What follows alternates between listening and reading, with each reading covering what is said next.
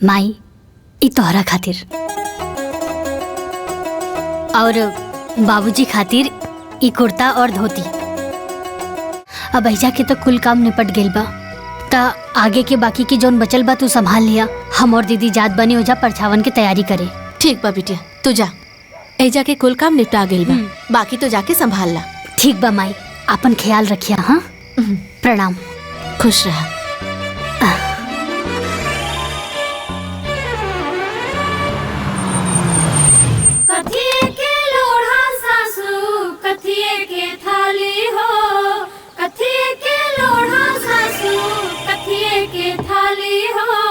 दुल्हन लपरछा था। अरे कैसन बात करत आड़ू दीदी, तू बड़ बाड़ू, तू करा। ठीक बा।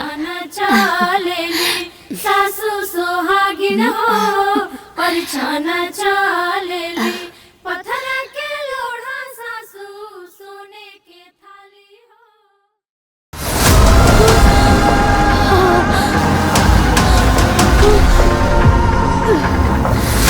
दीदी तू ता सुगंधा के खूब गुण सिखा देले बाड़ू। देखा था कितना समझदार हो गेल बिया। अरे को समझदार न भइल बिया, बल्कि औरी फुहर हो गेल बिया। ढेर से ढील कपारे में लेके घूमत रहेले। दीदी के बतावे की का जरूरत रहे, पर बता देलू। अब तोहर पेट के पानी पच गए होगी। अरे एकदम ठीक कहलू हमाई जो बता देलू। ए गुड़िया, अपना मासी से दूर रहिया ना तो तारा के भी जुआ हो जाई। दीदी तू भी ना।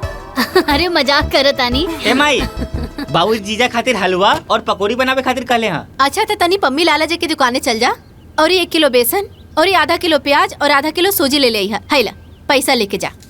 मामा हमहू चली। हाँ चल, तू चल, पैसा तो ले ले दे। जा जा चल आओ। और सुना जल्दी चल आई। ध्यान रखिया गुड़िया के।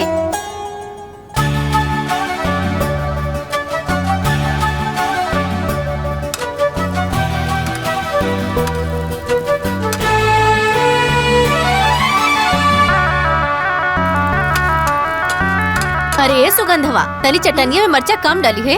अरे दामाद जी कम दिखाई लेना।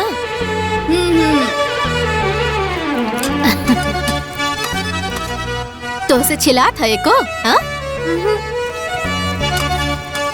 पुष्पा सादे हलवा बनावत हो का? अरे हाँ, डबुआ में काजू मखाना रखल बा, ओके डाल दा, तनी किसमिस उसमें डाल दा, तनी बढ़िया बन जाई। नीक बनावा। हाँ ठीक बा माई, तनी सूजी भुन जाएदा फिर डाले बाराम से। बेटा ये मौसी के दे दा। जा आजा।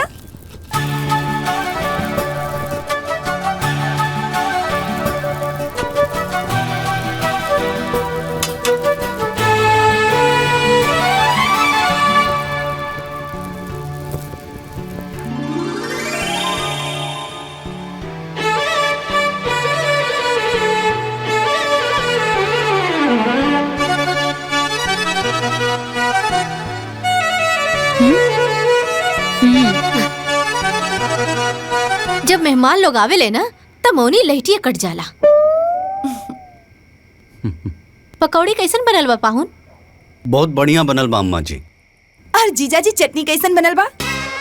चटनी लगा तो तू बनौले बाड़ू, एकदम तहरे जैसन ती था। इतना मना कहनी कि मर्चा कम ही रखिया, बाकी मल्लस नहीं। पकौड़िया और ही पाहुन दे रे जिया जी के पकौड़िया दे। इली बस और दी ना ना ना चटनियों दा। चटनी तो तीख बनल बा ना, तो एक काम करी, इली पकौड़ी हलवा के साथ खाई। देवकी, हम सोचा था नहीं कि बिटिया और दामाद के एक बार अपने दुबारे पे लिट्टी चोखा बनवावल जाए। का सोचा तड़ू, कैसन रही? एकदम ठीक रही बाबूजी, लेकिन सब के हो ना मिल के बनावल जाए। तो ठीक बा, लेकिन चोखा हम बनाई। बनैया, लेकिन ती तनी कम बनैया। ना बनाई।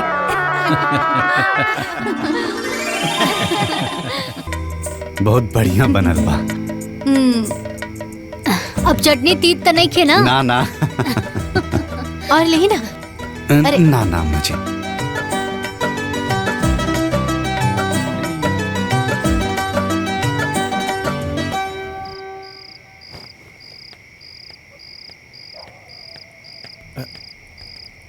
पहुना। हाँ बाबूजी। ई लुंगी ला। एके पहन के आराम से सुत जाइए। हाँ हाँ ठीक ठीक बा बाबूजी।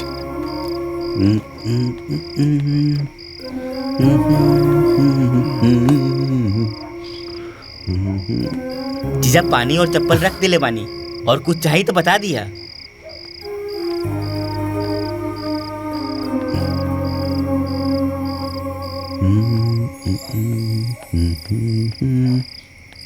इली टार्च, पिसाब उसाब लगी था पिछोरवा चल जइहा।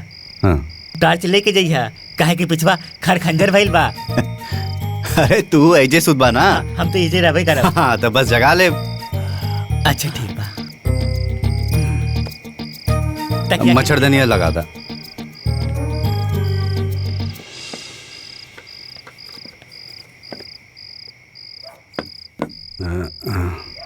अब मच्छर ना घुसी। चला, शुभ रात्रि।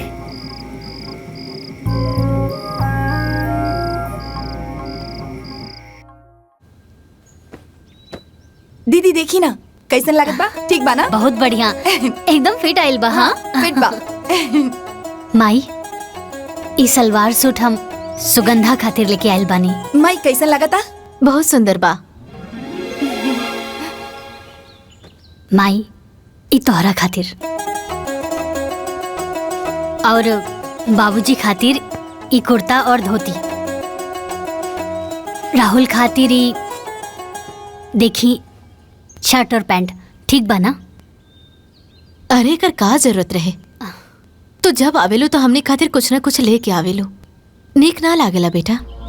कैसन बात करत आड़ू माई, हम ई घर के बड़ बेटी हैं और ऐसा ही खाली हाथ चल आइब त नीक ना न लागी।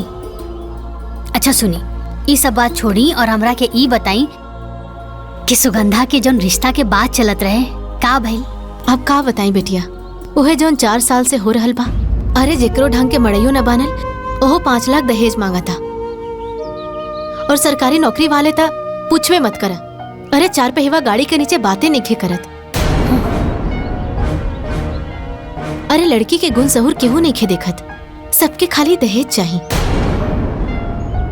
बस यह सोच के संतुष्ट करत बानी कि गरीब होके चाहे अमीर, लड़की बिना बियाहले ना रहेली।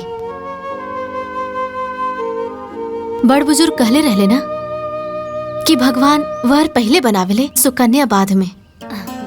अरे हमरो सुगंधो खातिर केहू न केहू बनले हुई। अम्मा जी समझी कि लड़का मिल गई। बाबूजी और राहुल के लड़का पसंद बा, और उ लड़का के रउआ भी पहले से जाने नहीं। बस अब राव रहा के देरी बा। अरे पाहुन, रउआ बुझौलिया मत बुझाई, जल्दी से लड़का के नाम और गांव बता दी। अरे अम्मा जी, गांव के नाम छोड़ी, लड़का के नाम में काफी बा। लड़का के नाम बा सतीश, हमार छुटका भाई।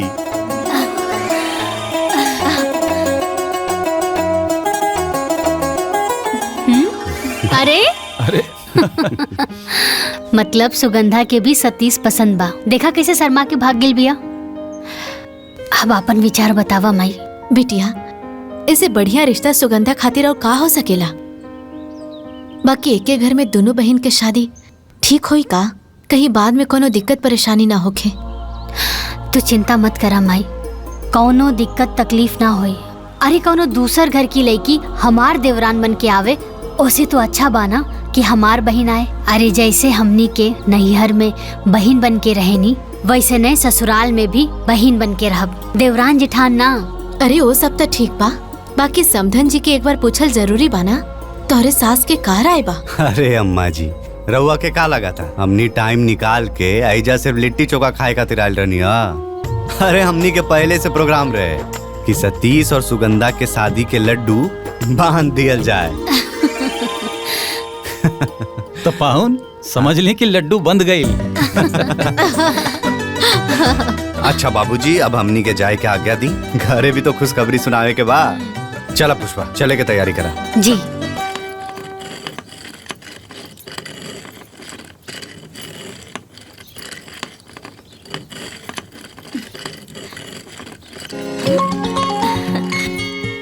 अरे माई प्रणाम। खुश रह। का करतारू? दाल दरत हई। हमार तो जिंदगी जैसे वही कहावत जैसन हो गइल बा, उठा बुढ़ा सास का चूल्हा छोड़ो जात का। ई चूल्हा चौकी धो के खाली भईनी तो दाल दरत हई। अरे तो जेठानी हो के कुल काम तू करेलू तो देवरानिया का करेली? अब का कही माई, उ देवरानी ना महारानी है, महारानी। ई घर के मालकिन है। जब मन करेला तब चल जाली अपन भतार संगे। काल के गइल बाड़ी नहीं हरे। हमरा के तैसन लागता कि हम जेठानी ना नौकरानी है और वो हमार सास तिजोरी की चाबी दे दिल बाड़ी ओकरा के। काहे के ओकर भतार तो कमासुत बाड़े ना और हमार तो खेतिहर बारन। और जब कुछ हम मांगी सासू माँ से वो कहेली जा मलकिनिया से बात कर ला। अब तू ही बताओ माई, जेठानी होके एक एक रुपया खातिर देवरानी के सामने हाथ फैलावे के पड़ेला। माई अब हम का करी, हमर तो जिंदगी बर्बाद हो गइल बा। रोवा मत बबुनी, अब का करबू, ये सब किस्मत के खेला बा। जब किस्मत पलटेला ना तब ये होला। अच्छा हाँ बिटिया, अपने देवर से सुमन के बियाह के बाद अपन सासू माँ से कहलू है कि ना? ओ का है ना, दोनों बहन के घर में रहबू त ससुरा में राज करबू और देवरनिया के दबा के रखबू। अरे माई, हम रोज रोज के काम काज के चक्कर में भुला गई नी। अच्छा सुना, तू चिंता मत करा। अच्छा सासू माँ के अच्छा मूड दे के ना बात करम। बस भगवान से ही मनावा कि वो महारानी ना कोनो अड़चन न डाले। चाची आ गईली, चाची आ गईली। अच्छा माई, हम फोन रखा तानी, लगता कि महारानी आ गईली। रखा। अच्छा ठीक बा, फोन करत रहिया। माई चाची आ गईली। ई का बा? मिठाई। मिठाई तू खाला। ऐसन बा तो अभी हमहू खा ले तनी।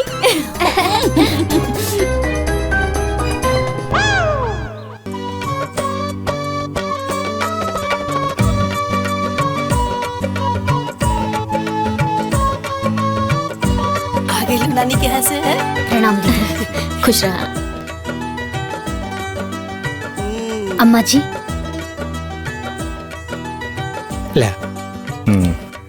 ला भैया। ए बबुआ, हाँ माई। जौन बात करे खातिर अपना ससुरारी गई रहा, वो बात भइल की ना? हाँ हाँ माई, ससुरारी में दामाद के बाद केहू काटेला। सतीश और सुगंधा के रिश्ता तय हो गई। अरे वाह। अरे वाह, ये तो बहुत खुशी के बात बा माँ जी। बाकी हम लोगन से सुनले रहनी कि एक ही घर में दो बहन के शादी ना होके के चाहिए, उ जमेला ना। अरे भौजी, कहाँ बाड़ू तू? ये सब ढकोसला होकेला। वो कहावत नहीं के सुन ले बाड़ू, 100 साइत ने एक सुतार। हाँ सही कहे ना। देख लो ना, पुष्पा के पाव पड़ते गुलाब की नौकरी लग गई। आहो ना हो, सुगंधा के पाव पड़ते सतीश के भाग जाग जाए। बिल्कुल ठीक कहा तारो माई।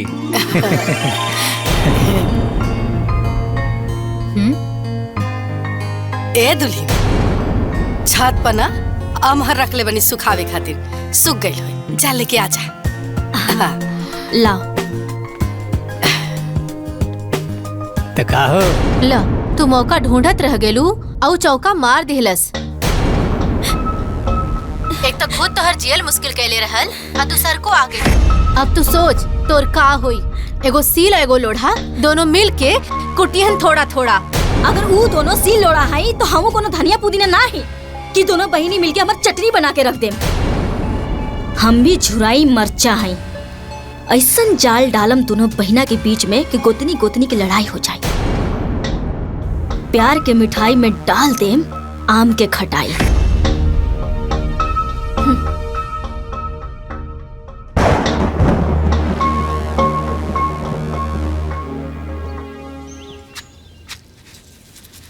हाँ हाँ, कराव तनी बात। मई इला का दीदी हवे? के फोन है। अच्छा। बात करी। हेलो। हाँ बिटिया। अरे माई, पंडित जी आयल रहलन। सुगंधा और देवर जी के कुंडली मिल गइल बा। अच्छा माई, समय बहुत कम बा, जल्दी से तैयारी शुरू कर दा। ए बिटिया, अगुआ तू ही बाड़ू और ये बड़ बहिन तू ही बाड़ू। अरे दोनों जगह तो ही के संभारे के बा। सुना, बियाहे के पहले ही चल आई है। अरे माई, तू चिंता मत करा ना, हम नैहर भी संभाल लेब और ससुराल भी। अरे पहले हम अपन देवर जी के हरदी लगाई, फिर नैहर आके अपन बहन के चुमावन भी कर लेब। अरे माई मटमंगरा ससुरे तो भतवानी नैहर आके खाई। ठीक बा बिटिया। अरे इतना पैसा कहाँ से दिहल जाई? तू का बात करो तरू? माई ये अंगूठी, घड़ी और सिगड़ी दही गुड़ के बखत ना देवर जी के मड़वा में पहना दिया, और ये थैला ली, ए में क्रीम पाउडर और जरूरत के सब सामान बा, एक ही मड़वा में रख दिया। ए बेटिया, इकुल हम का करब? इकुल बाबूजी के देदा, कुल इनकरे करे के बना। अरे बिटिया, ये सब करे के का जरूरत रहल? वैसे भी शादी में बहुत कैले बाड़ू। बाबूजी घर के हालत हम जानत हैं, और राहुल भी छोट है, अभी होकर कहीं नौकरी चाकरी भी नहीं खिलागल। बाबूजी ना ये कुछ नगद पैसा बा, रख ली, मड़वा में काम आई। बेटी, बाप के कंधा के बोझ वैसे तो बेटा के उठावे के चाही। बेटी हो के तू उठैले बाड़ू, भगवान तोहरे जैसन बेटी हर माँ बाप के दे। बाबूजी हेरोवा कैसन बात कर रहल बानी, और खुशी के मौका पर आँख में आंसू ना, चेहरा पर मुस्कान होके के चाही। और वो बेटा बेटी ही का जौन अपना माई बाबूजी के आँख के आंसू के खुशी में ना बदल दे। अब चली हंस के दिखाई।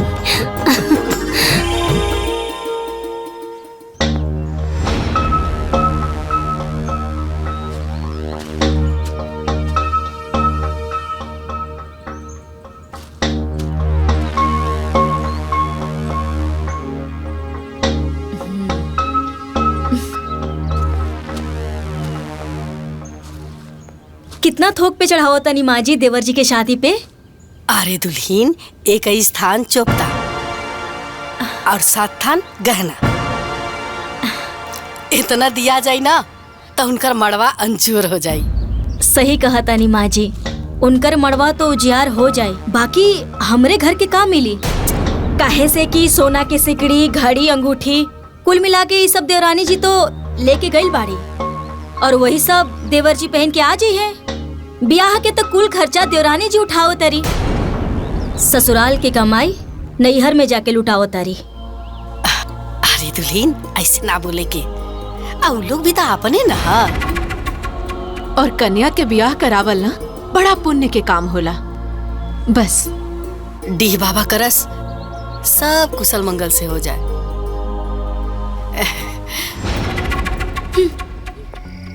का बिटिया? माई अब ऐजा के तो कुल काम निपट गेल बा, ता आगे के बाकी के जौन बचल बा तू संभाल लिया।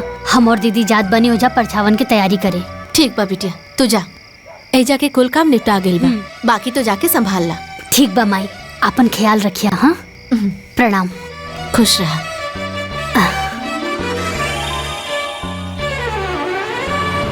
दुल्हीन लपरछा था। अरे कैसन बात करत आड़ू दीदी, तू बड़ बाड़ू, तू करा। ठीक बा।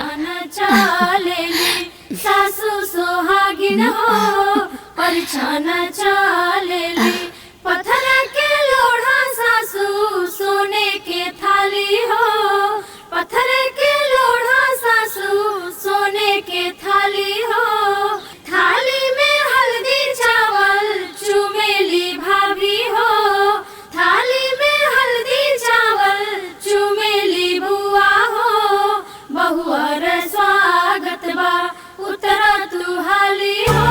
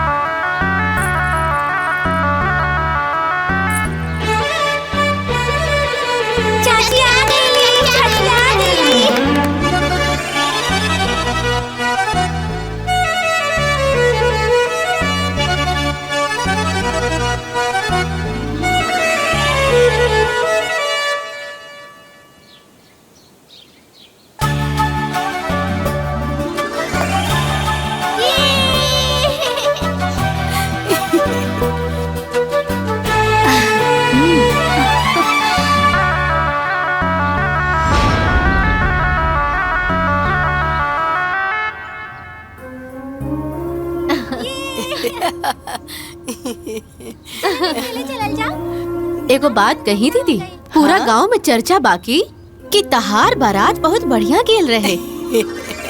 कि ऐसन बारात गईल रहे, वैसे ही लड़की वाला भी बाराती के दुआरे पर स्वागत भी कैलन हा।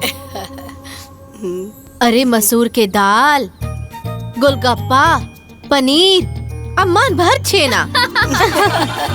ई कुल तो ठीक बा बिमला, बाकी एक घर में 2 बहन के शादी करे के ना चाहत रहे। शादी के बाद बहन बहन ना रह जाली, देवरानी जेठानी बन जाली, आके थरिया फेंक के झगड़ा करे लग जाली। भगवान ना करे कि रउआ के घर में कभी ऐसन होखे, लेकिन का करबो, गोतिन गोतिन के झगड़ा तो सबके घर में होखेला। अच्छा तो ठीक बा, हम जाता नहीं, घर में बहुत काम बा। हमनी के चलो तनी जा हमनी के पढ़ बेटू चलो।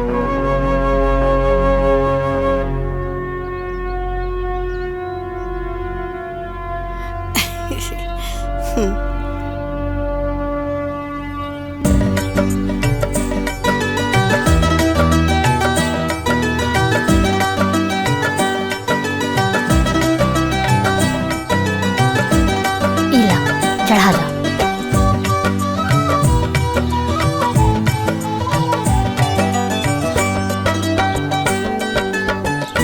इला छत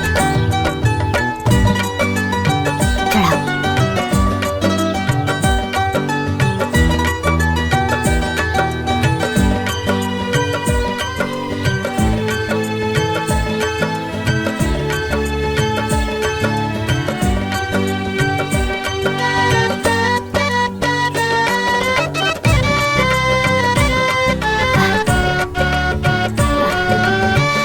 चला तू लोग अब परिक्रमा कर ला।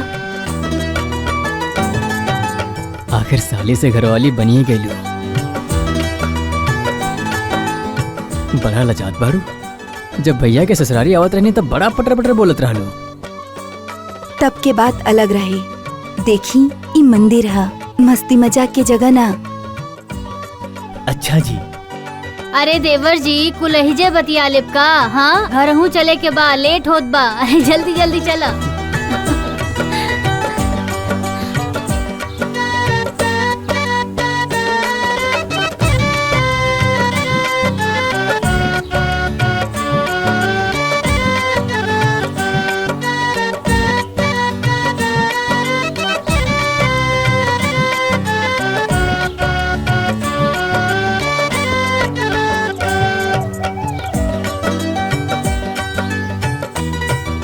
दीदी आज बचपन की याद ताजा हो गई।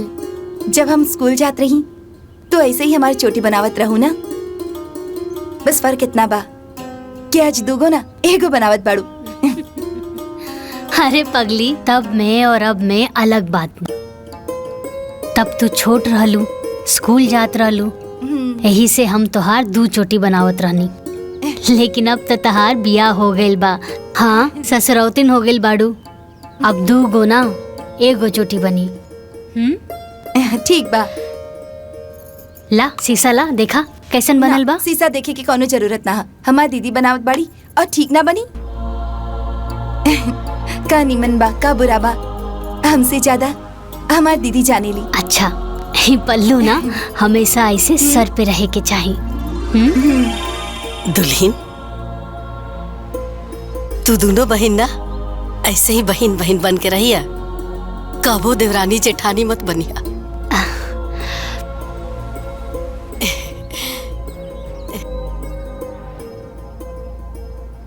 हमारी एक बात हमेशा याद रखिया कि घर में शांति से बढ़ के ना कोनो दौलत ना होखेला। माई के अचरा से बढ़ के ना कोनो दुनिया होखेला। अब भाई से बढ़ के केहू साथी ना होके, अब बहन से बढ़ के केहू शुभचिंतक ना होला। ये दुल्हन, हाँ एगो बात कही। बोली ना अम्मा जी। देखा दुल्हन, घर के बरकत ना मर्दन के हाथ में ना होकेला, हम औरतन के हाथ में।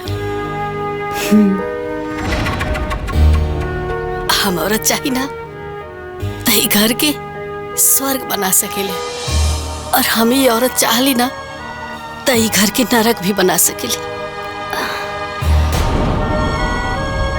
ई बात के हमेशा याद रखिए दुल्हन। अम्मा जी, जौन आशा और उम्मीद रहुआ हमनी से रखले बानी ना,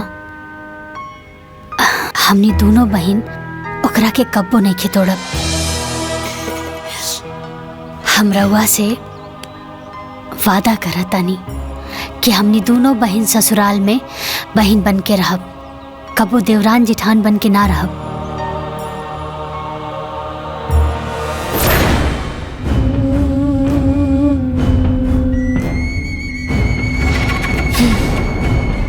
आज हमहू एक प्रतिज्ञा करतानी कि दोनों बहिनी के देवरानी जेठानी बना के रहब।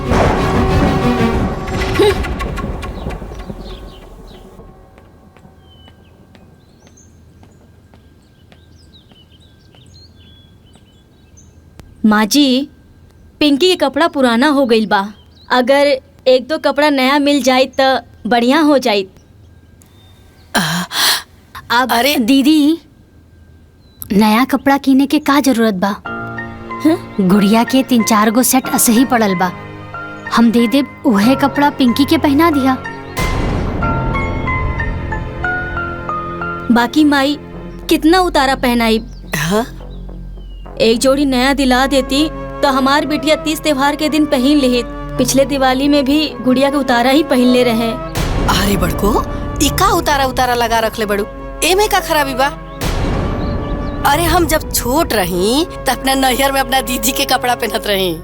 अहिजा सुभाष के कपड़ा गुलाब पहनत रहन, गुलाब के कपड़ा सतीश पहनत रहन। एक घर में ये सब चलत रहेला। आ वैसे भी एजा कमाए वाला एक आदमी बा और 2 जना तो खेतिये में लागल बड़ा।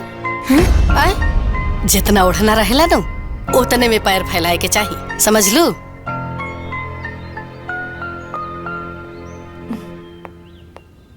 माँ जी, इली चाय रख दा। सुगंधा, रसोई के काम खत्म हो गइल बा। तजा पिंकी और गुड़िया के तैयार कर दा, स्कूल खातिर लेट हो जाई। जी दीदी। आवा। तू का खड़ बड़ू कबार पे? तारा के अलग से बोले के पड़ी का? तारा कोनो काम धंधा नहीं के घर में? जा ला दुल्हन चाय पी ला।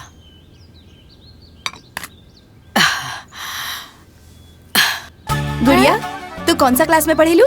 हम फर्स्ट स्टैंडर्ड में। और पिंकी, तू? Second standard. Second standard. अच्छा, तू दोनों की कितना तक पहाड़ा आवेला? पहाड़ा मतलब? अरे हम तो भुलायल गई नहीं, तू लोग तो इंग्लिश मीडियम में पढ़े लो ना? हाँ। अच्छा, पहाड़ा मतलब टेबल। हाँ। कितना तक आवेला? हमके तो 10 तक आवेला। अरे वाह। लेकिन गुड़िया के तो 5 तक टेबल नहीं के यार। कौन बात नहीं खे, गुड़िया के भी 10 तक की टेबल आ जाई। हाँ गुड़िया, अब आवा, ए लो अपन बैग ले ला। जल्दी जल्दी से तैयार हो जाई। ला हम देते। पिंकी, गुड़िया, अरे जल्दी पकड़ा, स्कूल खातिर लेट होगा था। चला बाहर जा, सतीश चाचू इंतजार करते रहन। ए झगड़ा मत कर, चला चला।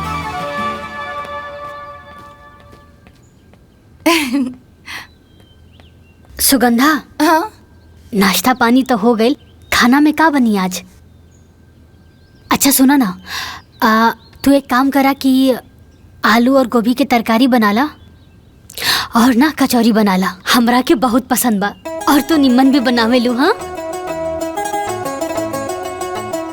ठीक बा दीदी, अभी बना देता नहीं। ठीक बा।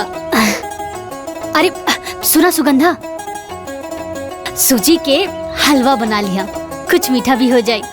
ठीक बा दीदी, दोनों बना देता नहीं।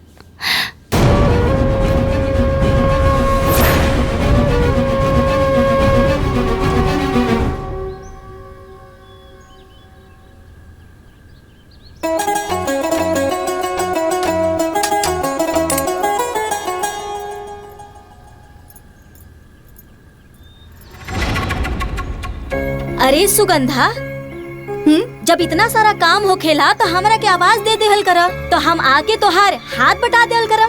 चला हम बेल देता नहीं, तू तल दा कचौरी। ना ना दीदी, रहे दी, हम सारा काम खुद कर ले। आप आराम करी। देख, तू हमरा के दीदी कहेलू ना, तो हमार बात सुने के पड़ी।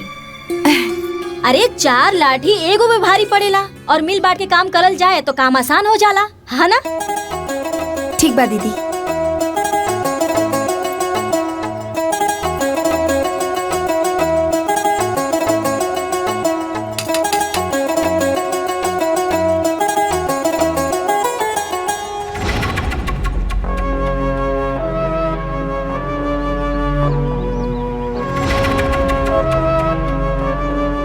सुनो ना, ऊ देख देवरानी के। अरे तोहरा के कचौड़ी बनावे के ऑर्डर देके खुद नेल पॉलिश लगावतिया। ई ना के छोटकी बहन के आके हाथ बटाती ही। अरे कचौड़ी बनावल इतना आसान नहीं खे, कितना मेहनत लागेला देखा। यही तो दीदी के नैयर की आदत हो गई, हमरा से काम करावे के। और दीदी के काम करल हमरा के बहुत निमन लागेला। बनाई ना, हमार दीदी के ना कचौड़ी बहुत अच्छा लागेला पनीर के।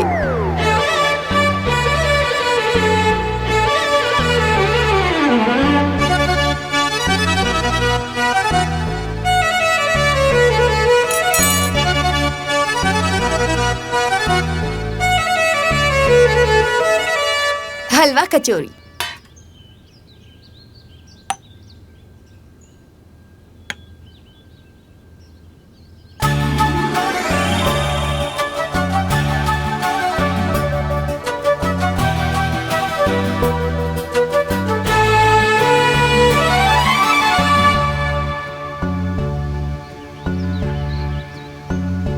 अरे वाह सुगंधा, ये तो बहुत टेस्टी बा। एकदम नैहर वाला स्वाद बा एमे।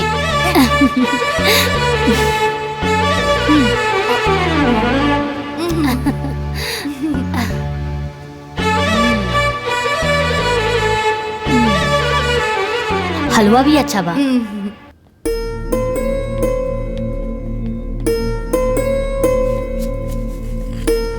माँ जी, हाँ गोलू बहुत शरारती हो गए बा। दिन भर गांव के लड़का के साथ खेलत रहले।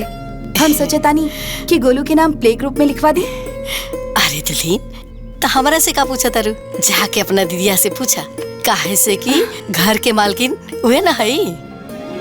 ठीक बा, दीदी तक कबो भी हमारी बात के मना ना करेली। हाँ, हम अभी जाके पूछ लेता ना। चल चल गोलू, बहुत शरारती हो गल बा। कितना बार कहेले ऐसा लड़का के साथ मत खेला करो।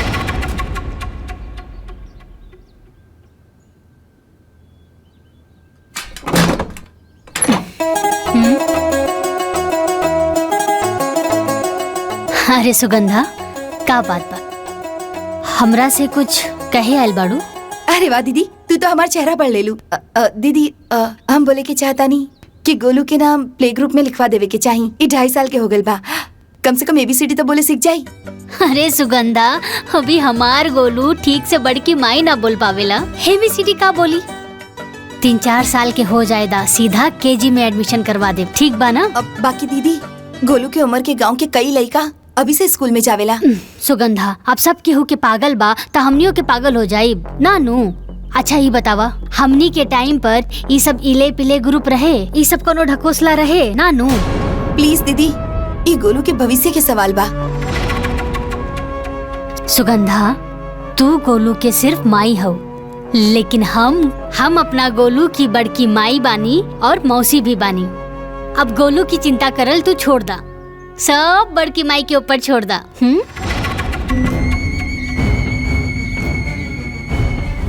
दोनों बहिनी के बीच में आग लगावे खातिर जौन पापड़ हम बेलने, आज वो सफल हो गए।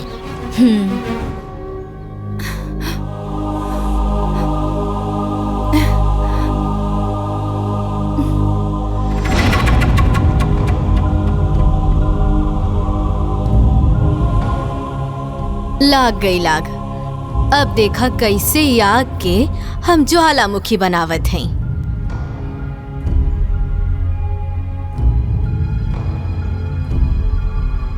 अच्छा ये बतावा, हमनी के टाइम पर ये सब इले पिले ग्रुप रहे, ये सब कोनो ढकोसला रहे ना नू?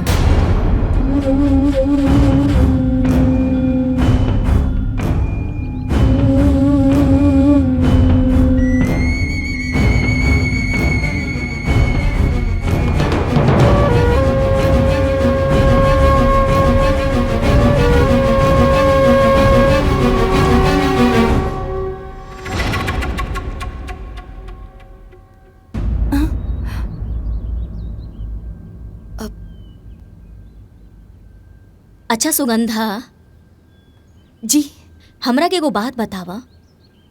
जब आंधी तूफान आवेला तो सबसे पहले कौन सा पेड़ गिरेला? जौन पेड़ की जड़ कमजोर होखेला ऊ पेड़। सही कहलू। यही खातिर हम तोहरा पास आइल बानी। देखा, यही उम्र बा तोहर लइकन के स्कूल जाए के। अगर ई उम्र में पढ़े ना गइल सन तो अंग्रेजी में फटर फटर कैसे करी? देख बहिन, नून भात खा के हम जी ले, बाकी बबुआ के पढ़ाई में कोनो दिक्कत ना होके के चाहिए। बाकी तू कर भी का सकेलू, काहे से तुहार पति और हमार पति तो खेतिहर बारन और ओकर पति का मासूद बाड़न। तो जवन तोर बहिन चाहे वही होई। तोर लइकन के भविष्य तोहार बहिनी के हाथ में बा।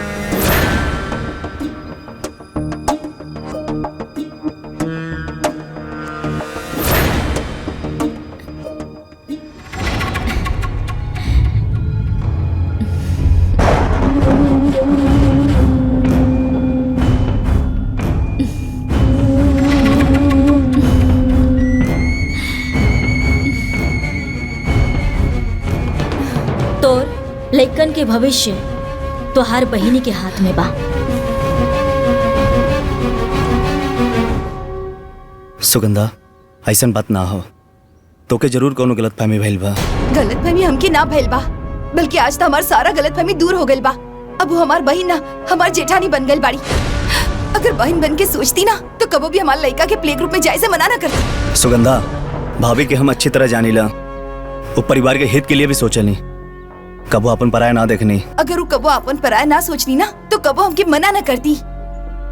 हम सब समझतानी वो क्या अपन पैसा के घमंड हो गइल बा। अब रउआ भी खेती बाड़ी छोड़ी और कहीं भी जाके प्राइवेट नौकरी करी, चाहे तो 10,000 ही कमा के लेके आई। हम वो 10,000 में अपन लड़का के पढ़ा लिखा दे। रउआ खेती बाड़ी करत है तो का हमारा लड़का भी बड़ा होके खेती बाड़ी करी? का बात के पतंगड़ बनाओ तारू यार। देखी जी, अगर रउआ हमारी बात ना मान ली ना तो हम अपन लड़का के लेके नैयर चल जाई और नैयर से अपन लड़का के पढ़ाई लिखाई।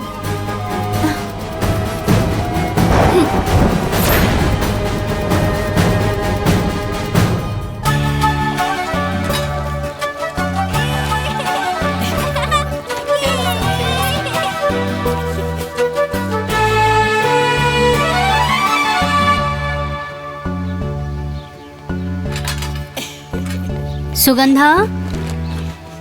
हाँ दीदी। देवर जी अभी खेत गेल बाड़न ना, जब खेत जोत के आ जाई है ना तो ई गेहूं हम ना बोरी में भर देले बानी। उनसे कहिया कि श्यामनाथ की चक्की से पिसवा के ले आई है आटा। ठीक बा दीदी, हम बोल दी।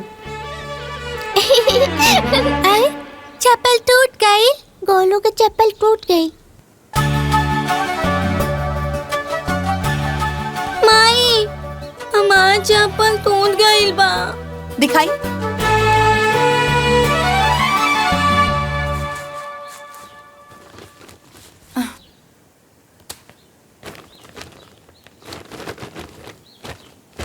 दीदी, हाँ देखी ना, गोलू की चप्पल टूट गई बा। एगो नया मंगवा दी ही ना। सुगंधा, नई कीने की का जरूरत बा? हमरा लगे 2-3 गो जोड़ी पड़ल बा, हम दे देब, गोलू के पहना दिया, ठीक बा? बाकी दीदी, लड़का होके लड़की की चप्पल पहरी। अरे सुगंधा, सैंडल ना हा, हवाई चप्पल हा, और सब हवाई चप्पल एक जैसा नहीं होला। कैसे गिर गई तू? हाँ? अरे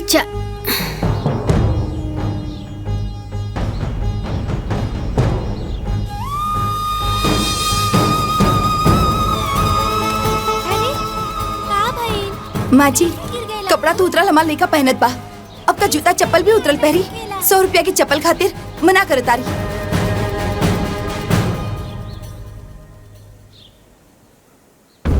अरे हमार नौके दुल्हन, 100 रुपया के बात नहीं खे। 100 रुपया के कीमत ना, जब तू ये घर के मालकिन बनबू तब समझ में आई कि पाई पाई जोड़ के कैसे घर चलावल जाला। चिंता मत करा।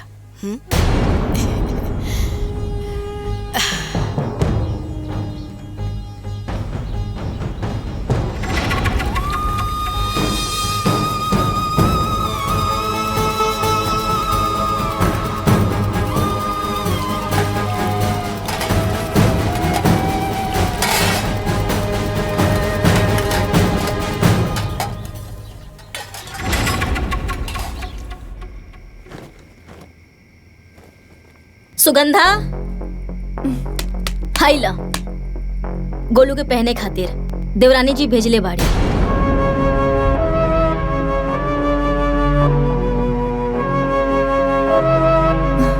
बाकी एगो बात कही, इतना साल से जे हमार साथ हो रहल बा अब उ तोहरे साथ हो रहल बा। पहले ओकर बेटी के उतरन हमार बेटी के पहनावल जात रहे, अब तोहार बेटा के पहनावल जाता। हम तो ये मान ले बानी कि हम दूसर घर से हैं, बाकी तू तो सगी बहन हो। तू दोनों एक ही महतारी के पेट से जन्मल बाड़ू, तोहरे साथ ऐसा ना करे के चाहत रहे। बाकी जाए द, तू कर भी का सकेलू।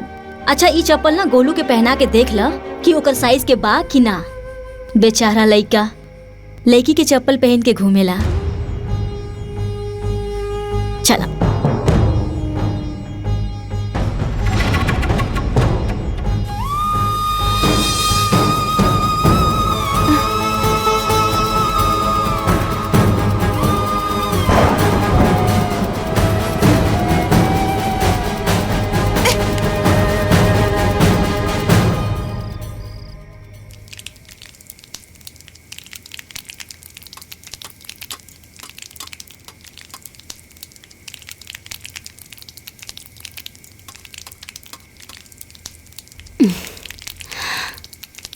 सुगंधा।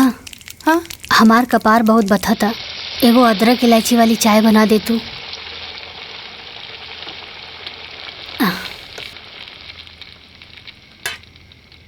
ई रहल चाय के पत्ती,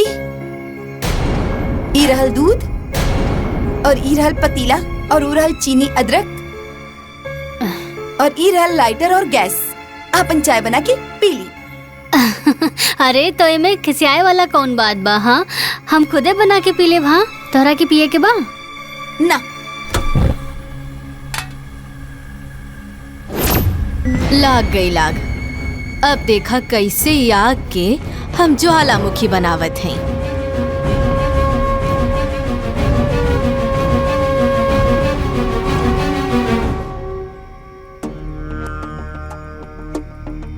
सुगंधा तू चिंता काहे कर रहल बाड़ू? अरे तू जौन कैलू बहुत ठीक कैलू। ज्यादा चुप रहे से आदमी कपारे पे बैठ जाला। कबो कबो मांगे से हक ना मिली तो छीने के पड़ेला। अगर उहो जेठानी बनतिया तो तू काहे बहिन बनबू? तू देवरानी बना। आज तू ओकरा के उल्टा जवाब देलू, हमरा के तो बहुत अच्छा लगल। दीदी पर हमके बुरा ना लागल हा। हमरा के तो बहुत बुरा लगल हा। अरे छोट बहिन हो के ऐसे बड़ बहिन के उल्टा जवाब ना देवे के चाहिए। अरे तू कोनो हाथी घोड़ा थोड़ी मांगत रहलू, एक कप चाही तो मंगले रहो, बना के दे देवे चाहत रहे। बाकी हम जेठानी हो के आज तक तोहरा के देवरानी ना समझनी, और ऊ तोहार छोट बहिन, तोहार सगी बहिन हो के तोहरा साथे देवरानी जेठानी करतिया। जायदा ना दीदी। अरे हम सुगंधा के ना बचपन से जानी ले, और वो बात बात पे गुस्सा हो जाली, और जब ओकरा के एहसास होला ना तो आके माफी भी मांगेली। बाकी दीदी हमरा के बिल्कुल भी बुरा ना लगल हा।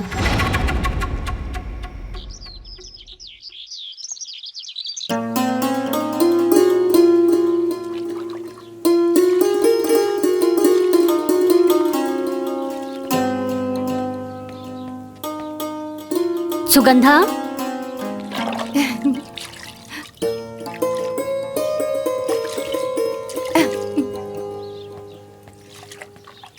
ए सुगंधा चिल्लाता है बाड़ू, हम बहरी नहीं खी, सुनाई देता हमके। अरे जब सुनाई देत हवे तो जवाब काहे नहीं खुद देत? हम का बोली? तू ही बोला, बताओ बात का हो? अरे हम तोरा से कहले रानी ना कि गुड़िया की स्कूल की ड्रेस प्रेस कर दा, काहे नहीं खु कैले? दिखाई नहीं की देत, हम अपन लड़का के नहलावत बाड़ी।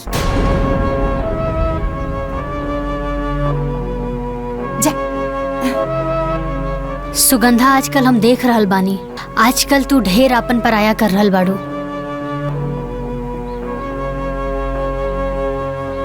शुरू के कैला तू के हम दिन भर लिपस्टिक नेल पॉलिश लगाकर बैठी रहेलू, अपन लड़की के कपड़ा प्रेस ना कर सकेलू? सुगंधा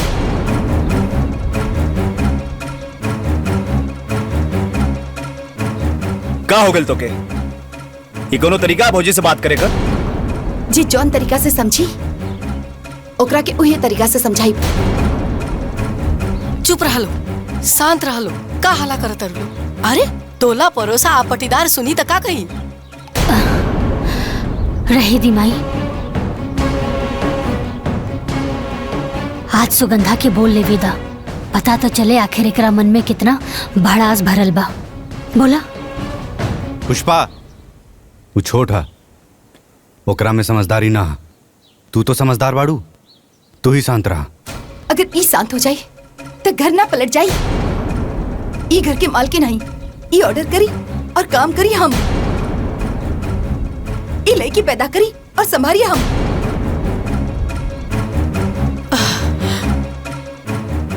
जब संभाल ना सकेलू तब पैदा काहे कइलू? सुगंधा!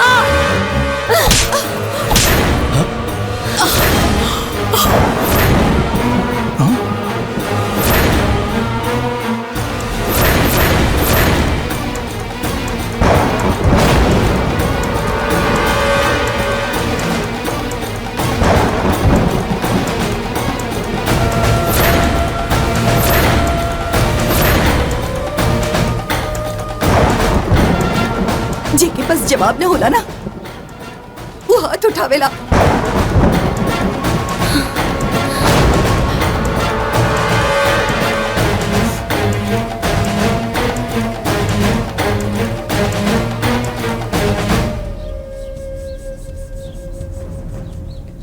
दुल्हन, तारे नौकी दुल्हन पर हाथ ना उठावे के चाहत रहे। अरे वो बच्चा नहीं की, ओकर बियाह हो गइल बा, ससुराइतिन हो गइल बड़ी। बच्चा नहीं की। अम्मा जी, हम तो बड़ बहन होके के नाते ओकरा के थप्पड़ मार देनी। जैसे सुगंधा नैहर में कोनो गलती करत रहे ना, हम ऐसे ही ओकरा के थप्पड़ मार देत रहनी। तार नैहर में थप्पड़ वाला रिश्ता नहीं के उनके साथ, और बहन के साथ साथ तार देवरानी बन गई बड़ी। तारा ये बात के भूले के ना चाहिए। अम्मा जी, तू चिंता मत करा, हम अभी नैहर में फोन करके माई बाबूजी के यहाँ बुला लेता नहीं। वो सुगंधा के अच्छे से समझा दिए माई, अच्छे से समझा दिए।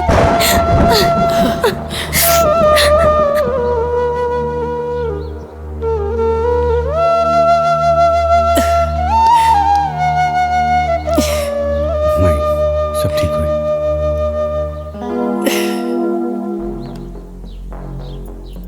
ओ कमाई बाबूजी की बताइए, हम खुद ही नहीं है जाते। हम ही समाई बाबूजी की बता दे कि घर में हमारे साथ का होत बा। देखा सुगंधा, ऐसे लड़ाई झगड़ा करके नैहर जाइल ठीक ना हो। तक उनके हम पर हाथ उठावल ठीक बा? उनकर आदमी कमाता हुए तो घर के मालकिन, और हम घर की नौकरानी बन के रही। सुगंधा, गुस्सा के आग नु पहले बुद्धि की जरा देवेला, अब बुद्धि के जरते ही प्यार के भीतर अहंकार कर जाला। एक बात बतावा, दुनिया के कोनो भी रिश्ता अपने आप ना खत्म होला। अहंकार गलत फहमियों के तोड़ देवेला। दो लोग के बीच के रिश्ता केवल तीसरे की वजह से ना, बल्कि आपसी विश्वास और प्यार की कमी से टूटेला। हम तहार पति बानी ना, तो हमार बात ना मनबू। चला वो बैग उठावा और अलमारी में रखा। एक बात और ही, माई बाबूजी के सामने अपने गुस्सा पे कंट्रोल रखिया।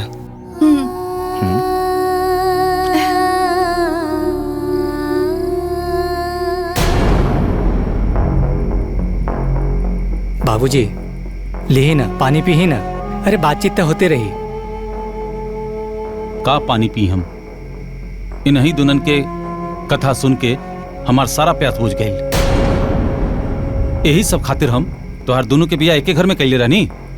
बोला सुगंधा, बोलत काहे नहीं खूब? हमसे का पूछा नहीं, एकरा से पूछी। ये घर के मालकिन नहीं, घर के काम खराबे खातिर ब्याह करके हमकी ये घर में लेके आल बाड़ी। आजकल एकर जबान कम और हाथ ज्यादा चले लागल है। देखा तानी बाबूजी, कैसन पटर पटर जवाब दे दिया। एक भी बात हमार ना सुनेली। बहुत ज्यादा झगड़ालू हो गई बिया। हाँ हो, चुपचाप से नैयर में करत रही, वैसे ही ससुराल में करत रही तो हम बहुत निमन हो जाये। खुद तो कुर्सी पे बैठ जात हई। अरे काम चोर तो तू नैयर से ही हबे। बाकी हमके पता न चलल, ससुराल में आके सब पोल खुल गेल बा। सुगंधा चुप हो जा, छोट होके बड़ बात करत तारू। ना बाबूजी, ये हाथी के दांत होवे, दिखावे के कुछ और खावे के कुछ और होला। और ये जब रउआ के बोलवले बानी तो रउआ भी जान ली कि का करिए। इनकर आदमी कमावत हुए तो 150 रुपया के खातिर भी हमरा के इनके आगे हाथ फैलावे के पड़त बा। अरे गोलू की चप्पल का टूट गल रहे, हम इनकरा से कहनी कि गोलू खातिर 100 रुपया के नया चप्पल खरीद के दी, तई मना कर देली और अपन लड़की के पुराना चप्पल हमार बेटा के दे देली। देखिए बाबूजी, अगर इनका आदमी के सरकारी नौकरी भी होवे तो हमारा आदमी खेती बाड़ी करेला, दाल चावल गेहूं सब खाए खातिर ना होवेला। अरे लाखों में बिकेला। हम कभी भी एकरा से हिसाब मांग ली का?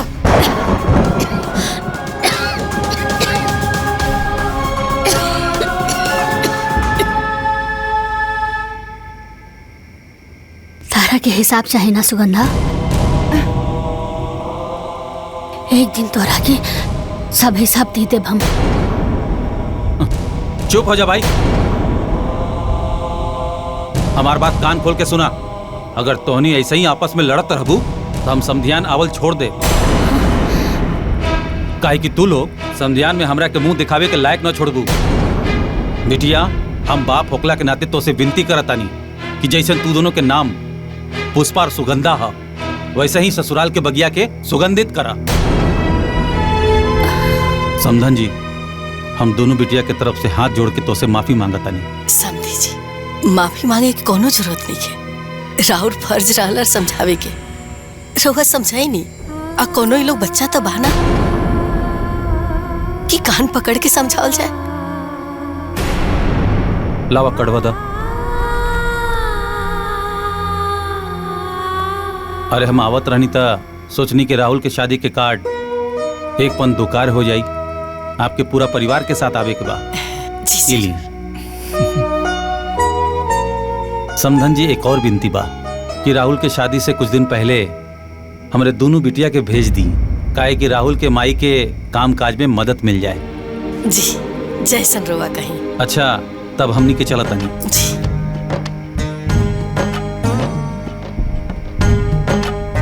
प्रणाम बाबूजी।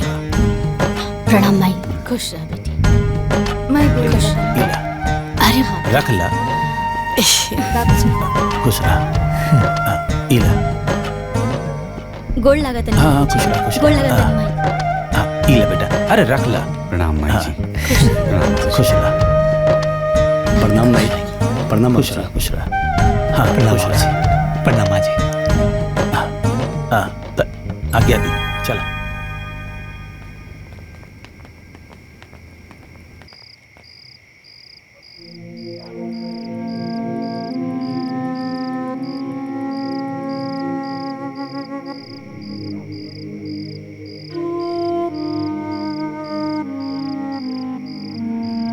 भैया, पता नहीं केकर नजर हमनी के घर परिवार पे लग गई। ये सुगंधा और भाभी के बीच में खटास कैसे पड़ गई।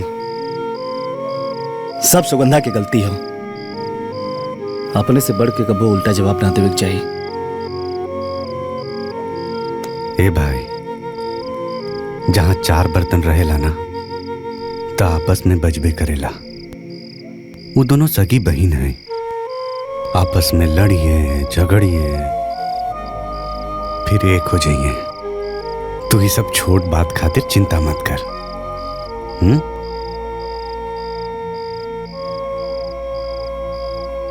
बेटा,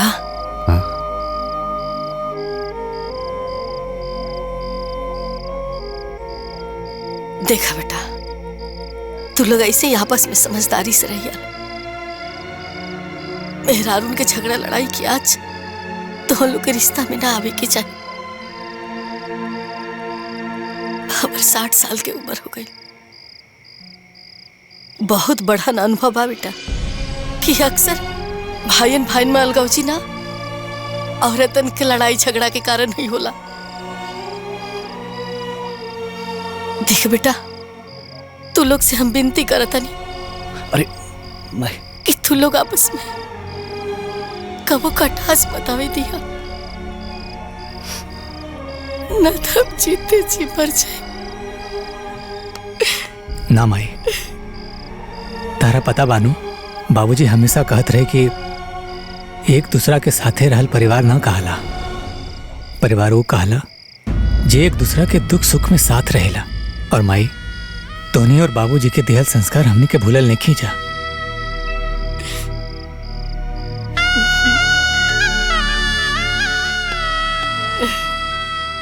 तीनों भाई तो से वादा करता ने प्रेम के बुनियाद पर बनल घर के दीवार में कबो दरार ना आवे देव। हाँ माई। हाँ माई, बाबूजी के अरमान के मोती के माला हमनी कब्बो टूटे ना देव। वचन देता नहीं माई, हमने के सांस टूट जाई मगर साथ कभू न छूटी, कभू न छूटी।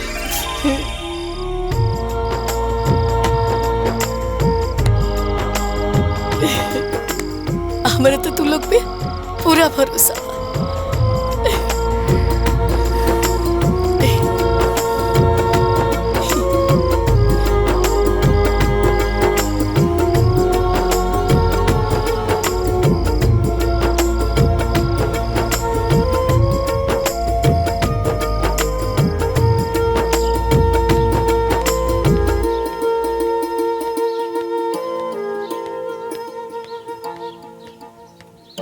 अम्मा जी, इली चाय पी ली।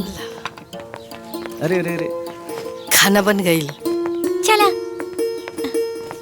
चला तू आगे बैठा। ये आगे बैठी। अच्छा ठीक बा। ए जी, हाँ? गोलू के भी लेके जाई और प्ले ग्रुप में छोड़ दी। वहाँ रही तो कुछ सीख बे करी। ठीक बा।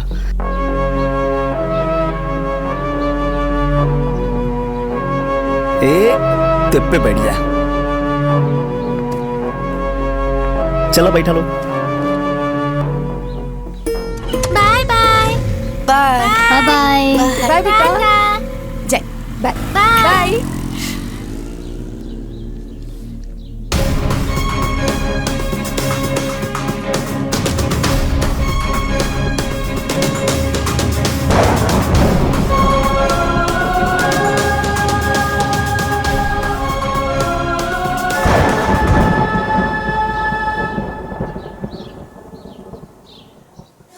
हो गई अब। अरे दीदी, अरे चला ना हम ना करब, तू करना। और इला, अरे तू काहे नहीं की करब?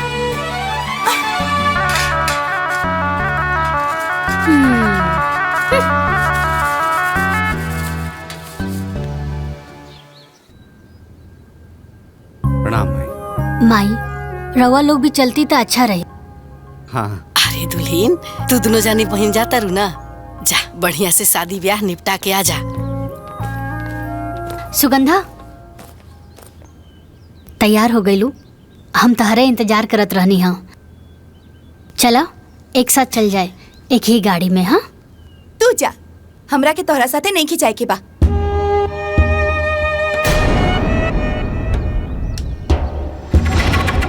अरे दुल्हीन, नैहर वाला लोग का कही? अरे कहीं नैहर में दोनों बहन अलग अलग जाइबू त नैहर वाला लोग का कही? माई ठीक कहती है सुगंधा, चला भौजी के साथे गाड़ी में बैठा। ऐसे जाइब अच्छा ना लगी ना। अच्छा लगी चाहे बुरा, अब छुपल का बा? नैहर में भी तो सबके पता चल गइल बा।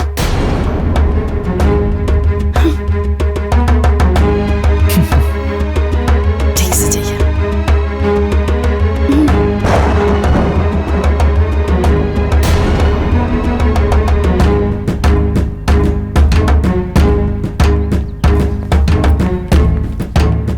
खुश रहा। प्रणाम माई। जो आगे चलो।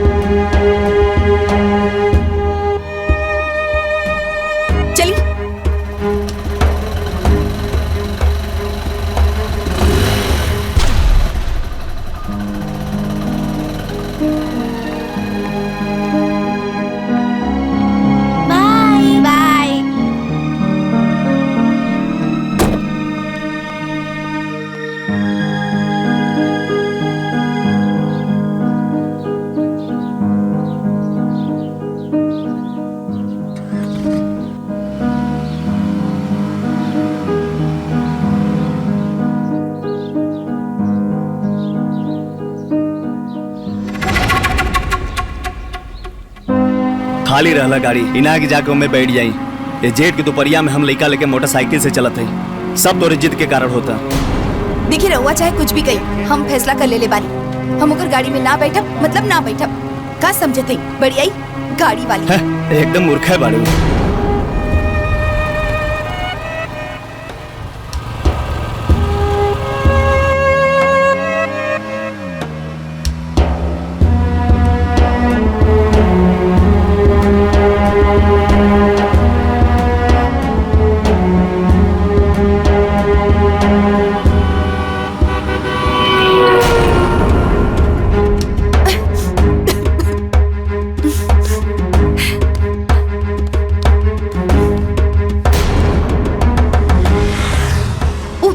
जानबूझ के उड़ा के गईलू ना हमरा पे धूल। हम सब कुछ समझतानी। अरे चुप ना रह तू यार। वो जानबूझ के भौजी उड़वनी है धूल। वो गाड़ी है कच्चा रास्ता पे जाए तो धूल उड़वे करी। हाँ हाँ रवा के तो भैया भौजी होवे ना, रवा तो ओकरे साइड लेबे करबा। देव की बहन अब की छोटकी बेटिया साथे ना आई नहीं है का? कहाँ रह गई नहीं है? अब का है ना चाची, सुगंधा के 4 चक्का में घुमरी आवेला। यही से देवर जी उनकरा के अपन मोटरसाइकिल पे लेके आवत हवन। और तैयारी सब हो गई ना? सब बढ़िया एकदम। अरे वो देखा आ भी गईलन। हाय देखा तार मौसी आ गई। दीदी प्रणाम जीजा। प्रणाम। खुश रह आराम से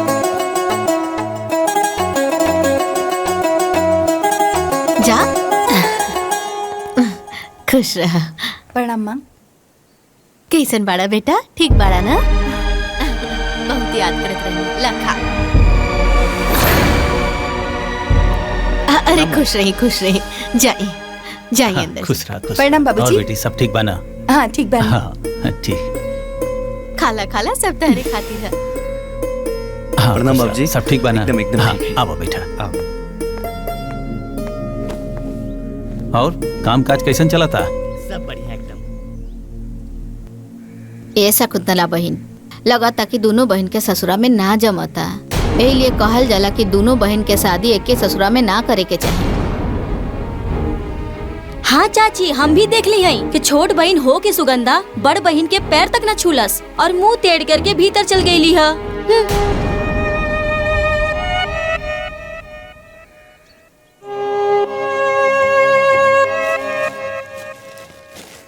सुगंधा कितना बार कहनी है कि ससुरे के झगड़ा नैहर में मत लावल करा। अरे बियाह पड़ल बा, कुशल मंगल से बीत जायदा।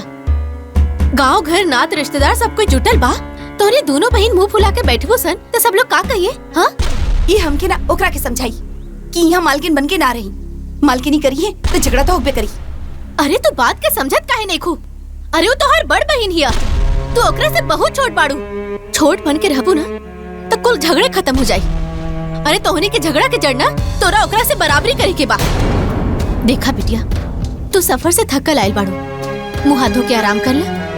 बाहर दमाजी के मिठाई दे देले बानी, तू आके देख ली। हम जाता नहीं।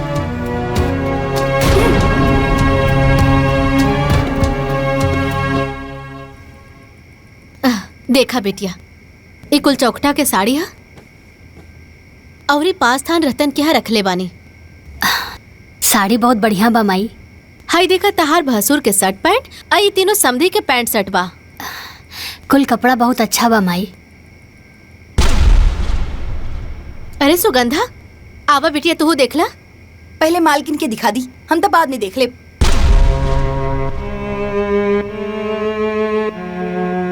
और वैसे भी हमरा के बहुत नींद आवता, हम जाता नहीं सूते के। देख ली माई, ये ऐसे ने बोली टोली हमरा के वहाँ भी बोलेली। जायदा बिटिया, तू बड़ बड़ो, तू ही समझदारी से काम ला। ओकर बचपना भी गई लेखे। यह सोच के तो हम चुप रहेली। अच्छा माई, अब तू सूझ जा, सुबह हल्दी चुमावन बा ना? हाँ ठीक बा।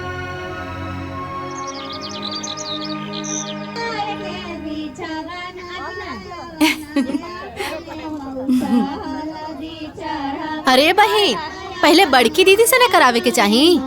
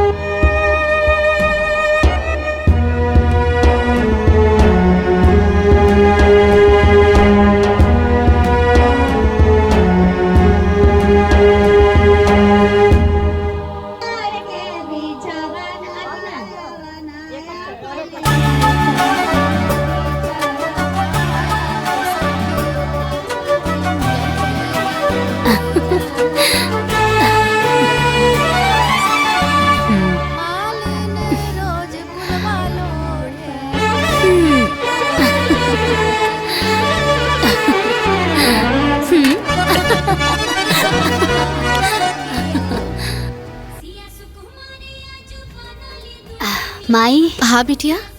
हल्दी वल्दी तो अच्छे से निपट गइल बा। हाँ। बस बियाह अच्छे से हो जाए, सब बढ़िया हो जाए। ये हमार तरफ से नेग है। अच्छा, नमस्ते, प्रणाम। अच्छा। खुश रह बिटिया।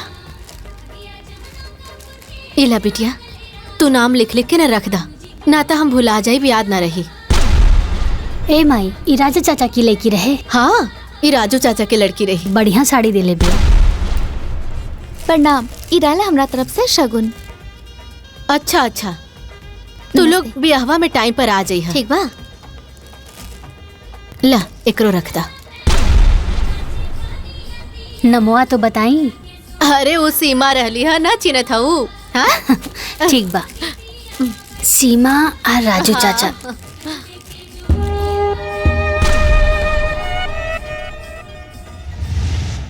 माई। का बिटिया?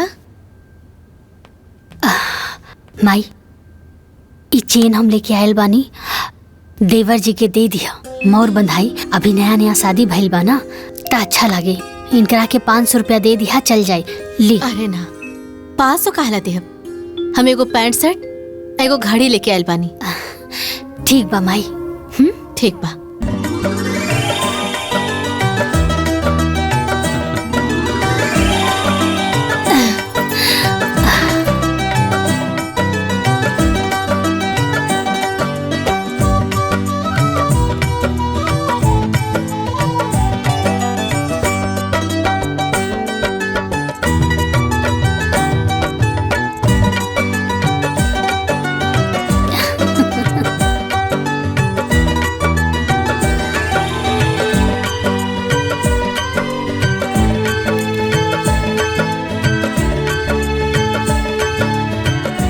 दीदी पतो हो तो बड़ी सुंदर बिया। हाँ बहन। अरे ननद सुंदर हुई तो भौजी काहे सुंदर न हुई। इली हमार तरफ से तो हर मुंह दिखाई। निमन भाना।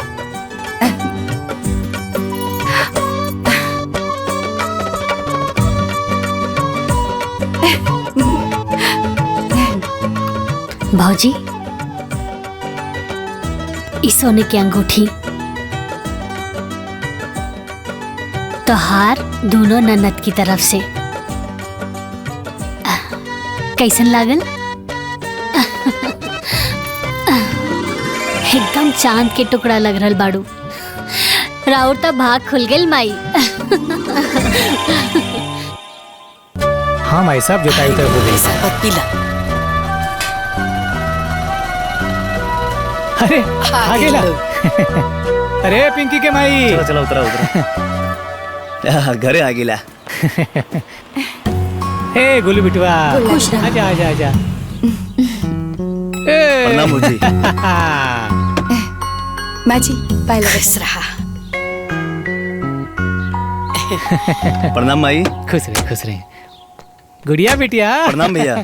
खुश रह खुश रह। दादी के प्रणाम करा। प्रणाम दीदी। खुश रह। कैसन बाड़ू?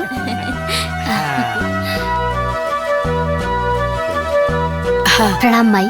खुश रहा। कुशल मंगल से सब शादी ब्याह हो गई ना? हाँ अम्मा जी, राउर आशीर्वाद से सब कुछ कुशल मंगल से बीत गइल बा। अम्मा जी रउआ खातिर और दीदी खातिर साड़ी भेजले बाड़ी। अब लइका के बियाह कैले बानी त समदिन के साड़ी त पहनेबे करिए ना।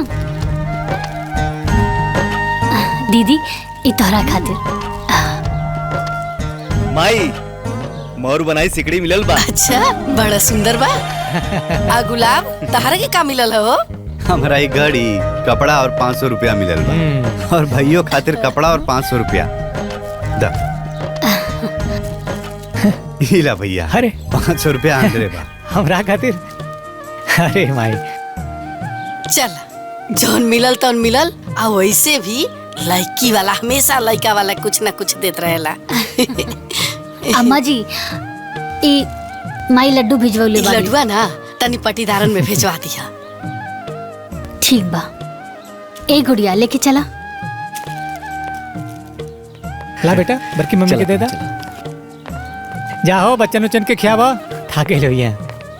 अभी लोग आ गइल ना घर भर गइल। हे माई वो गेहूं जे तैयारी भइल बा ना। हाँ। सब दे देले बानी महाजन के। वो बोल रहे हैं जल्दी से पैसा दिया जाए। हाँ। तो हर काम ना हमेशा टाइम से रहेला। अरे माई सब तो तोहार और बाबूजी के सिखावल बा। हाँ।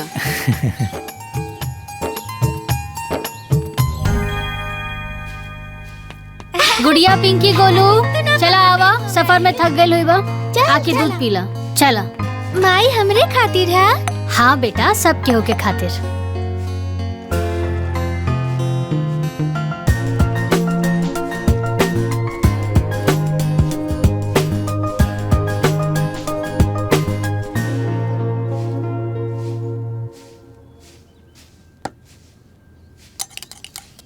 पूरा खत्म करिया।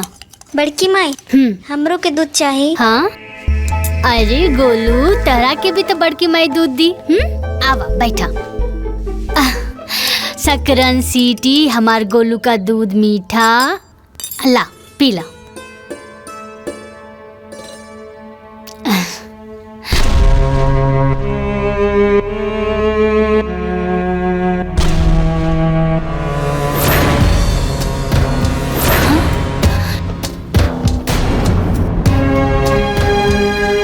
इन्हें आवा। अरे हम तरह के इतना खियाली प्याली तभी तो लाट टपकता। अरे तोरा के कितनी बार मना कही है केहू भी कुछ भी दी तो मत खाइया। अरे केहू तोरा के जहर मिला के पिला दी और तोरा के कुछ हो जाए तो हम का करब?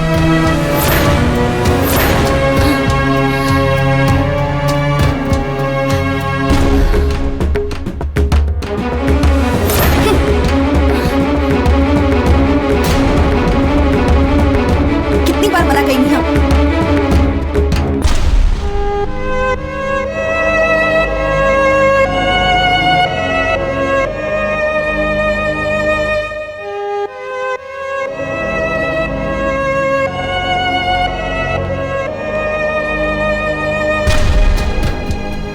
कुछ बुझलू केहू जहर पिला दी ऊ हमरा के ना तोहरा के कहले बिया।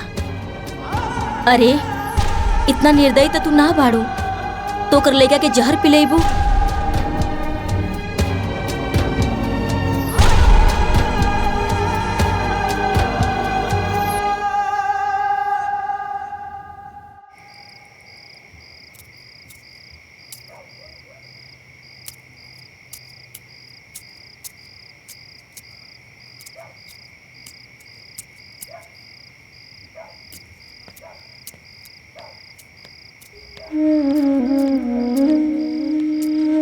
सुगंधा सुगंधा आखिर का चलत था तारा मन में? काहे हर बार हमरा के ताना मारेलू? अरे तू सोच भी कैसे सकेलू कि हम गोलू के जहर दे दे। इमे सोची के कहा जब जमाना इतना खराब हो गइल बा कि हक और हिस्सा के लिए भाई भाई के गला घोट देवेला तब बहन काहे ना घोट सकेली। वाह सुगंधा वाह, अरे तू तो ससुराल आके बहुत बहुत बड़ हो गईलू। हम ये सब देखे खातिर, ये सब सुने खातिर तोहार देवर जी से बियाह ना करौले रानी। हमारी सपना ना रहे। अरे हम तो यही सपना देखनी अपन एक आँख से हम तोहार सुख देखनी और दूसर आँख से हम अपन सुख देखनी। हे सुगंधा, अरे हमहू एगो माई हई और एगो माई लइका के जन्म देवेली, जन्म छीनेली ना। सुगंधा अब तो हमार बहन ना हो। अब तू हमार देवरानी बन गेल बाड़ू। देवरानी हमरा के देवरानी बने खातिर के मजबूर कैलस? तू मजबूर कैलू और तू खुलल आँख से सपना देखा ताड़ू। तो जौन आँख से सपना देखा ताड़ू उससे सिर्फ तोहरा की खुशी हुई। अगर अपन एक आँख से भी हमार खुशी के सपना देख ले रहती तो कबो भी 100 रुपया की चप्पल खातिर मना न कर ले रहती। हमार लड़का के भविष्य के बारे में अगर सोच ले रहती तो ओकरा के प्ले ग्रुप में जाए से मना न करती। तू सिर्फ और सिर्फ अपन पति, अपन लड़की और खुद के बारे में सोचेलू। और सच्चाई तो यही बा कि तू हमके एक घर में ब्याह के एक हाथे लेके आल बाड़ू ताकि हम ई घर की नौकरानी बन के रही और तू ई घर के मालकिन बन के रहा।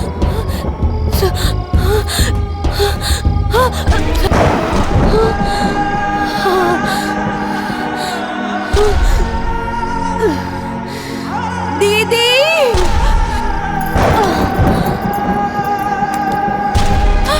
दीदी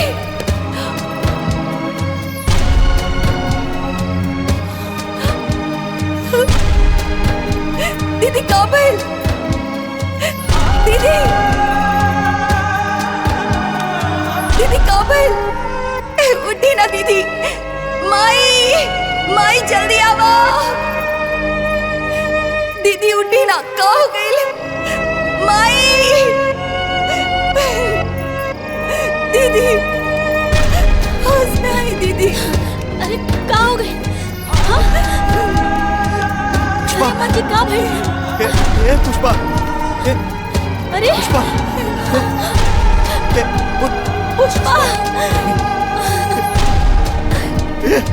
चली ना दीदी के डॉक्टर के पास ले चली। पुष्पा पुष्पा पुष्पा अरे उठा दीदी।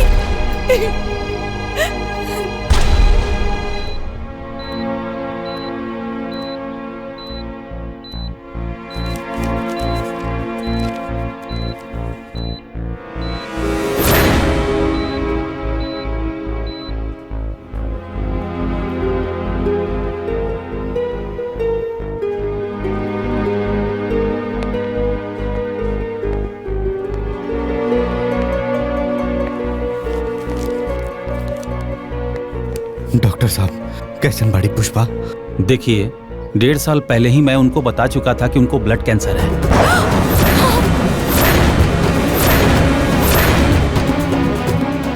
और उनका कंडीशन लास्ट स्टेज तक पहुंच चुका है।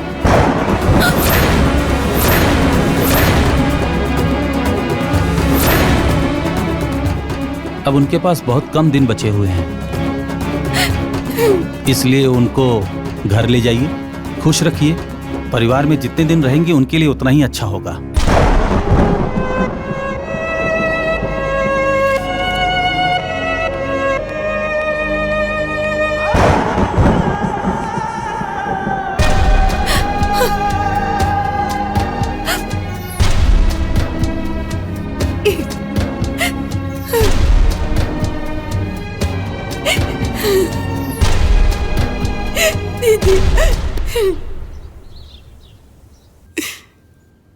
दुल्हन के कैंसर ये हमरा और गुलाब के पता रहे। दुल्हन ये बीमारी के टेंशन में बहुत रहे लगली। नैहर की चिंता, ससुराल की चिंता, तेरा ब्याह की चिंता, गुड़िया के परवरिश की चिंता कि उनका बाद उनका गुड़िया के ध्यान रखी, घर के ध्यान रखी।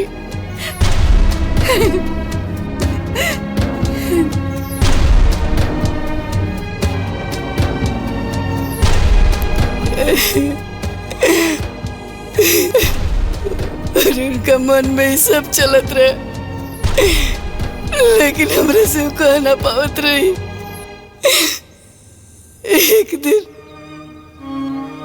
एक दिन हमरा से कहली कि बाजी हम चाहता नहीं कि हमारी बहन की शादी सतीश से कर दिया जाओ,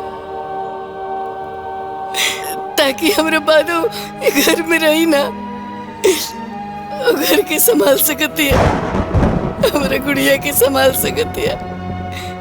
काहे कि माँ से तो माँ जैसा नो लेना, माँ से बढ़ के मासी हो ले। अगर दूसरी लड़की घर में अगर देवरानी बन के आई तो पता न कैसे ही घर में रही। हम इस सोच के ही रिश्ता के फौरन हाँ कह देली कि दुल्हन के गैला के बाद गुड़िया के माई की कमी महसूस ना होए। ज्यादातर लोग एक बात कही, हम बहुत लाचार हो गए। हम वो सास है कि जे अपना पतों में भेद कैलाश कायदे से निकल जाओ। हमरे बड़की के घर के मालकिन बनावे के चाहत रहे, लेकिन हम दुल्हन के बनाई नहीं। कैसे कि हम चाहत रहे कि हमार दुल्हन चाहे जितना दिन रहे, लेकिन अपन हर खुशी जियस। हमार दुल्हन में मालकिन बने के जिम्मेवारी संभालने की सारा गुण रहल।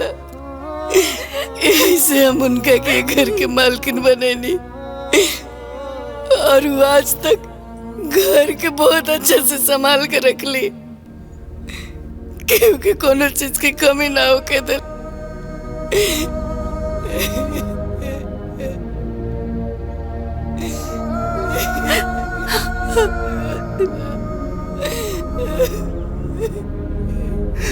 ना मैया चुप हो जा।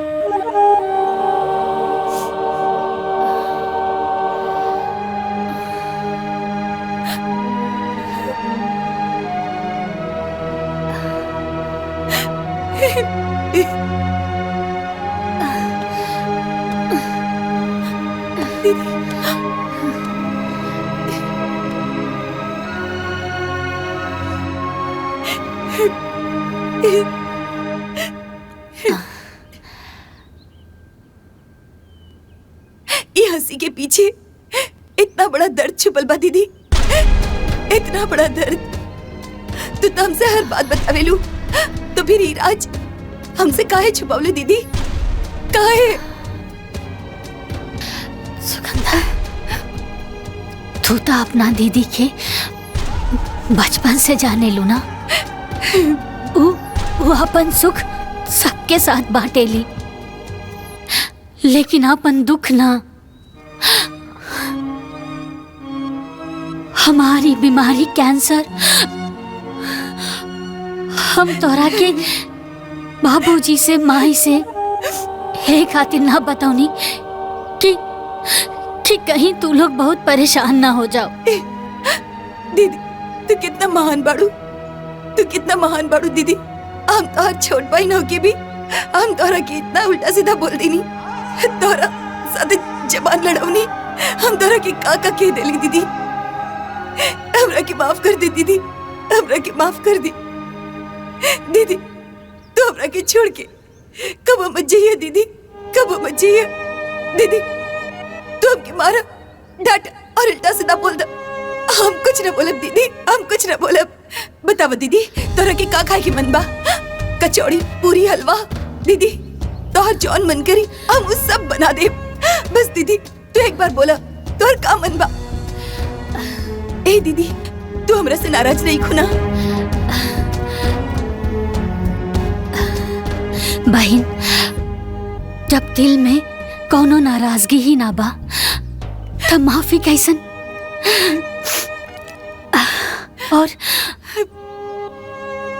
और जौन रिश्ता में लड़ाई ना हो तो समझ जाओ कि वो रिश्ता दिल से ना दिमाग से निभावल जा रहल बा। और हम तोहरा के छोड़ के कबो ना जाई। अरे हमार रिश्ता कोनो जरूरत के रिश्ता ना बा, जरूरत के रिश्ता छूट जाला और खून के रिश्ता कब्बो ना छूटेला। और हमनी दोनों बहन के रिश्ता त खून के बाना,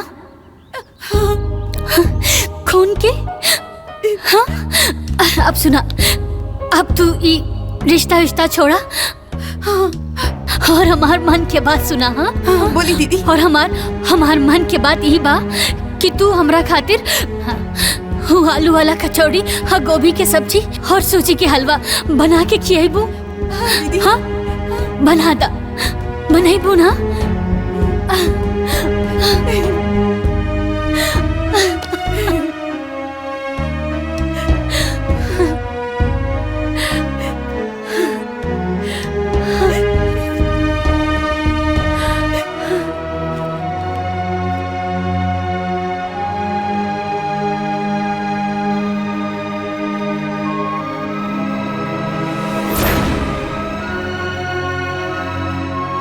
दीदी आज ई तरफ पूरा परिवार के एक साथ काहे बुलावनी है? हमरा के तो कुछो नहीं खे पता।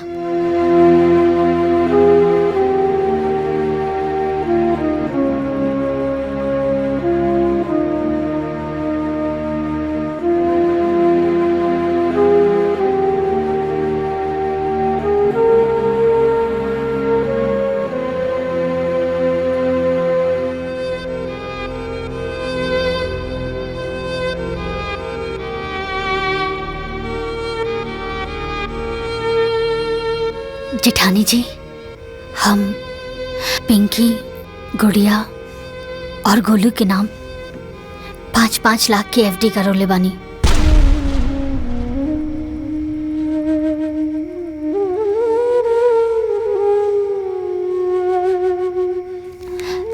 ई उहे के पेपर हा, रवा संभाल के रखी।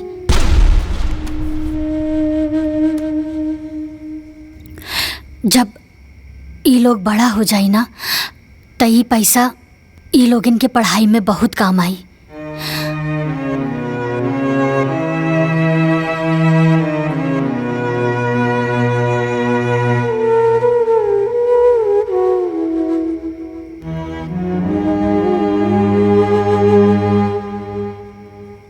सुगंधा, हम तोरा से कहले रहनी ना कि समय अइला पर हम तोरा के पाई पाई के हिसाब दे। ये जौन एफडी के प्रीमियम बा ना वो हम देवर जी और जेठ जी के खेती के कमाई से ही भर ले बानी। ई पूरा घर चलावे खातिर हम पाई पाई जुड़नी। अरे कबो 100 रुपया 50 रुपया खातिर लड़ भी गईनी। कभी अपना पति से तो कभी तू दोनों लोगन से, तब जाके इतना बड़ा रकम इकट्ठा भइल।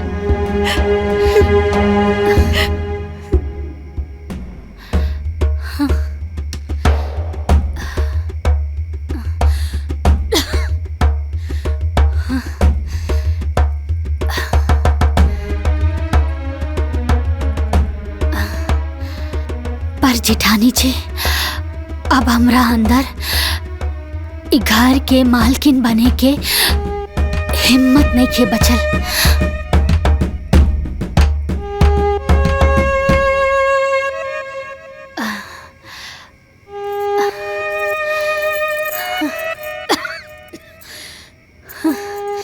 अभी घर के मालकिन की जिम्मेदारी रहुए संभाली जेठानी जी, रहुए संभाली।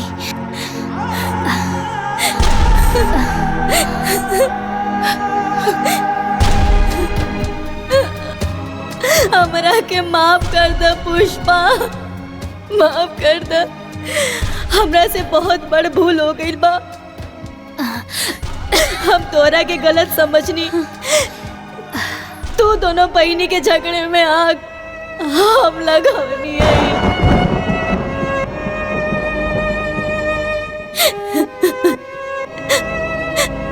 काहे से हम सोचत रही कि तू बस अपने बारे में सोचेलू, बाकी आज जवन तू इस सब के लिए कैले बाड़ू। अगर हमार सग बहन भी होगी ना तो कबो ऐसा ना करी, कबो ना करे। अरे जेठानी जी संभालिए अपने आप के। वैसे भी बेगुनाह के दिल ना बहुत छोट होला, लेकिन जब केहू से माफी मांग लेना ना तो ऊ बहुत बड़ हो जाला। और राउर आँखी के आंसू ये बता रहल बा कि राउर मन में अब कौनो मैल नहीं खे। रहुआ के माफी मांगला के कौनो जरूरत नहीं खे, कौनो जरूरत नहीं खे।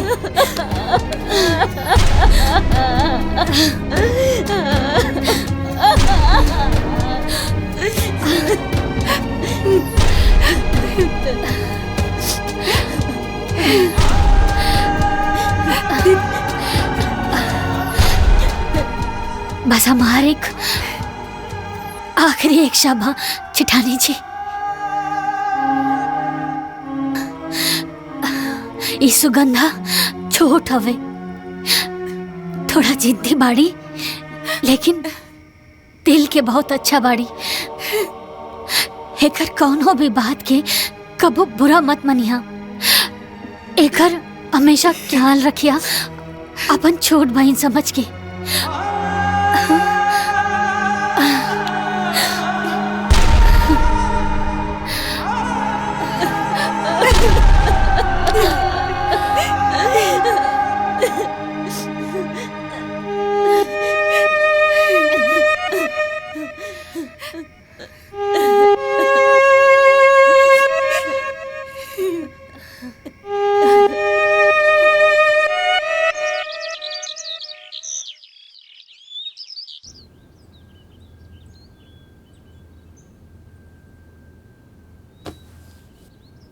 दीदी उठी ना दीदी, देखी ना आज तोहरे पसंद के नाश्ता बनवले बानी।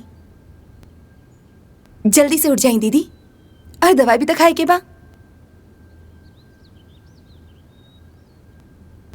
दीदी उठी ना, वरना नाश्ता ठंडा हो जाई।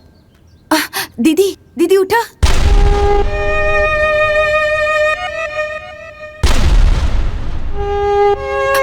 दीदी